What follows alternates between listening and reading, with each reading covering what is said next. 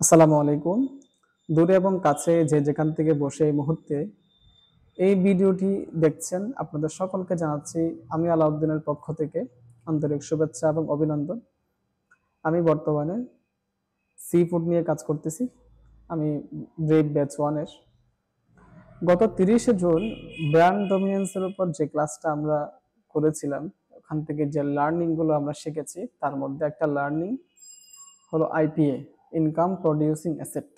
অর্থাৎ বিজনেসের 44টা অ্যাসেট আমরা একসাথে দেখলাম একই ফ্রেমে, যেটা খুবই সিগনিফিক্যান্ট একটা পার্ট একটা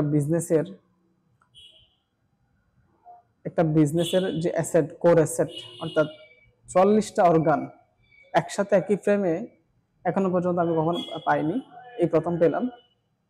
এটা যখন বিল্ড হয়ে যাবে, যখন ব্র্যান্ড থেকে মানি জেনারেট করা শুরু হবে, তখন আমাদেরকে আইপিএ বিল্ড করতে হবে, ইনকাম প্রডিউসিং অ্যাসেট বানাতে হবে। কারণ আমরা সব সময় ওয়ার্কেবল থাকবো না, যে কোনো সময় যে কোনো ধরনের অ্যাক্সিডেন্ট আমাদেরকে গ্রাস করতে পারে, অনেক ধরনের অসুবিধা হতে পারে। তো টাকা দিয়ে টাকা বানাতে পারতে হবে, মানি দিয়ে মানি জেনারেট করা। এই জন্য রবার্ট টি কিওসাকি বললেন, it is not about becoming rich, it is about attaining wealth. Rich is measured in dollars, wealth is measured in time. অর্থাৎ যার কাছে টাকা আছে সে ধনী, আর যার কাছে সময় আছে সে সম্পদশালী।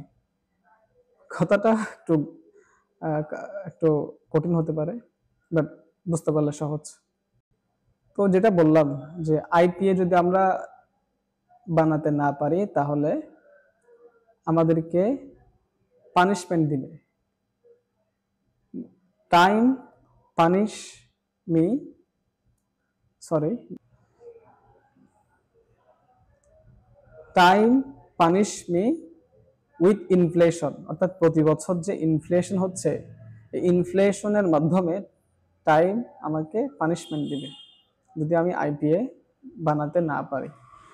আর যদি বানাতে পারি তাহলে কম্পাউন্ড ইন্টারেস্ট আমাকে রিওয়ার্ড দিবে। ব্যাপারটা খুবই খুবই সিগনিফিক্যান্ট, খুবই এসেনশিয়াল আমাদের লাইফে। কম্পাউন্ড ইন্টারেস্ট সম্পর্কে যারা জানেন তারা বুঝবেন ব্যাপারটা। আইনস্টাইন বলল, compound interest is the eighth wonder of the world, he who understand it earns it.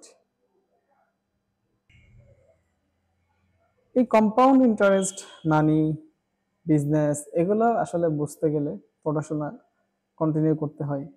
পড়াশোনা ছাড়া বর্তমানে ব্যবসা করাটা খুব কঠিন।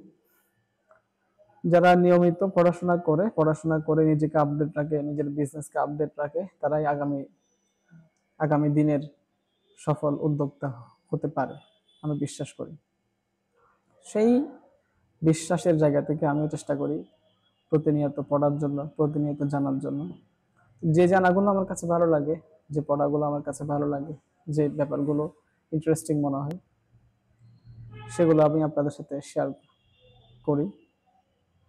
তো এই আজকের যে ব্যাপারটা আপনাদের সাথে শেয়ার করলাম, এটা কেমন লেগেছে জানাবেন। যদি ভালো লেগে থাকে তাহলে সাপোর্ট করবেন আশা করি। ধন্যবাদ। আসসালামু আলাইকুম।